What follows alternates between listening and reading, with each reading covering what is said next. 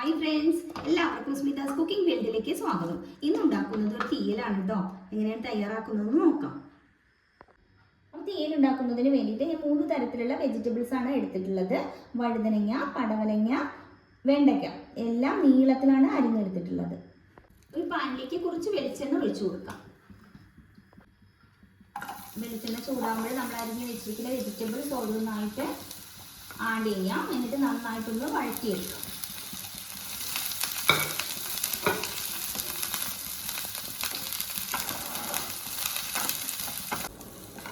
പച്ചക്കറിയെല്ലാം പാകത്തിന് വാടി കിട്ടിയിട്ടുണ്ട്. ഇത് മതിയാവും. ഫ്ലെയിം ഓഫ് ചെയ്യാം. എന്നിട്ട് വേറൊരു പാത്രത്തിലേക്ക് മാറ്റി വയ്ക്കാം. അതേ പാനിലേക്ക് തന്നെ കുറച്ച് വെളിച്ചെണ്ണ കൂടി ചേർത്ത് കൊടുക്കാം.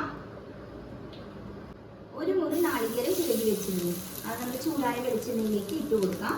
എന്നിട്ട് ഫ്ലെയിം കൂട്ടി കുറച്ച് വെച്ചിട്ട് നല്ല ബ്രൗൺ കളർ ആവുന്നത് വരെ വറുത്തെടുക്കാം. കൈ എടുക്കാതെ ഇളക്കി കൊടുക്കണം കേട്ടോ.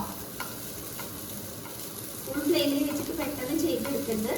ഈ കൂട്ടുക കുറയ്ക്കുക അങ്ങനെ മീഡിയം ഫ്ലെയിമിൽ വെച്ചിട്ട് വേണം ചെയ്തെടുക്കാൻ. കുറച്ച് സമയം എടുത്ത് ചെയ്യാം.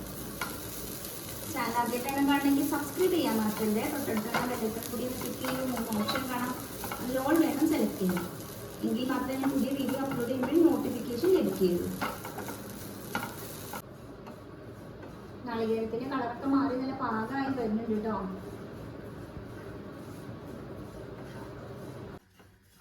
നാളികേരെല്ലാം പാകത്തിന് മൂത്ത് കിട്ടിയിട്ടുണ്ട്. ഇനി ഇതിലേക്ക് നമുക്ക് പൊടികളെല്ലാം ചേർത്ത് കൊടുക്കാം. ഒരു 1/4 ടീസ്പൂൺ മഞ്ഞൾപ്പൊടി, 1 ടേബിൾ സ്പൂൺ മല്ലിപ്പൊടി, ഒന്ന് ഇളക്കി കൊടുക്കാം. 1/2 ടേബിൾ സ്പൂൺ മുളക് പൊടി, നന്നായിട്ടൊന്ന് ഇളക്കി കൊടുക്കാം. പൊടികളെല്ലാം ചേർത്ത് കഴിഞ്ഞാൽ പിന്നെ ഫ്ലെയിമൊന്നും കൂട്ടിയെന്ന് വെക്കരുത് കേട്ടോ. പെട്ടെന്ന് കരിഞ്ഞു പോകും. നാളികേരമാണെങ്കിൽ വറുത്ത് കഴിഞ്ഞാൽ നമ്മൾ എടുത്ത് വെച്ചാലും ഫ്ലെയിം ഓഫ് ചെയ്തിട്ട് വേറൊരു പാത്രത്തിലേക്ക് നമ്മൾ മാറ്റി വെച്ചാൽ അത് ഇരുന്ന് ഒന്നും കൂടി ഒന്ന് മൂത്ത് കിട്ടും. അപ്പോൾ ഇത് മതി.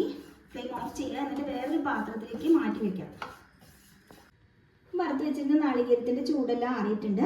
ചൂടാറിയതിന് ശേഷം മാത്രമേ അരയ്ക്കാൻ പാടുള്ളൂ കേട്ടോ. ചൂടോട് കൂടി അരയ്ക്കരുത്. ഇത് മിക്സിയുടെ ജാറിലേക്ക് ഇട്ട് കൊടുക്കാം. അപ്പോൾ അമ്മിയിലാണ് നമ്മൾ അരച്ചെടുക്കുന്നതെങ്കിൽ നമുക്ക് വെള്ളമൊന്നും തൊടാതെ അരച്ചെടുക്കാൻ പറ്റും. ഇപ്പോൾ മിക്സിയിലൊക്കെ അരച്ചെടുക്കുമ്പോൾ നമുക്ക് അങ്ങനെ കഴിയില്ലല്ലോ. അപ്പോൾ 2 ടേബിൾ സ്പൂൺ വെള്ളം കൂടി ചേർത്തിട്ട് നമുക്ക് നന്നായിട്ട് അരച്ചെടുക്കാം. ചെറിയൊരു നെല്ലിക്കയുടെ വലുപ്പത്തിൽ പുളി എടുത്തിട്ടുണ്ട്. അതുകൂടി ചേർത്തിട്ട് വേണം അരയ്ക്കാൻ. നന്നായിട്ട് അരച്ചെടുത്തിട്ടുണ്ട്. അപ്പോൾ ഞാൻ കറി ഉണ്ടാക്കുന്നത് ചട്ടിയിലാണ് കേട്ടോ. അപ്പോൾ നമ്മൾ വഴറ്റി വെച്ചിരിക്കുന്ന പച്ചക്കറികളെല്ലാം ആ ചട്ടിയിലേക്ക് ഇട്ട് കൊടുക്കാം.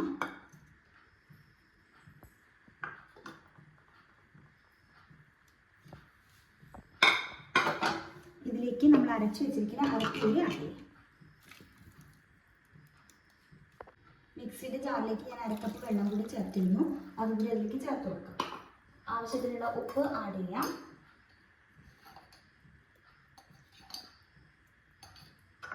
നന്നായിട്ട് ഇളക്കി വയ്ക്കാം. സ്റ്റവ് ഞാൻ ഇനി കത്തിച്ച് കൊടുത്തിട്ടില്ല കേട്ടോ. നന്നായിട്ട് യോജിപ്പിച്ചതിന് ശേഷം നമുക്ക് സ്റ്റവ് കത്തിച്ച് കൊടുക്കാം.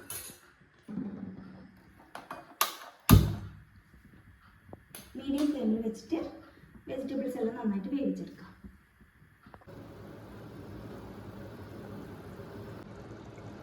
അപ്പോൾ കറിയെല്ലാം പാകത്തിനായി കിട്ടിയിട്ടുണ്ട് കേട്ടോ. കണ്ടില്ല, നമ്മൾ ഒഴിച്ച ഓയിലെല്ലാം തെളിഞ്ഞു വന്നിട്ടുണ്ട്. ഈ സമയത്ത് നമുക്ക് ഫ്ലെയിം ഓഫ് ചെയ്യാം. ഈ കറിയിലേക്ക് നമുക്ക് താളിച്ച് ചേർക്കാം. കുറച്ച് വെളിച്ചെണ്ണ ഒഴിച്ചു കൊടുക്കാം. കടുക്,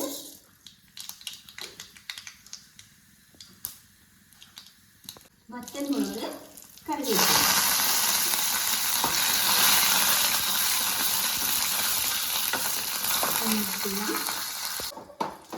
കറിയിലേക്ക് ചേർക്കണം.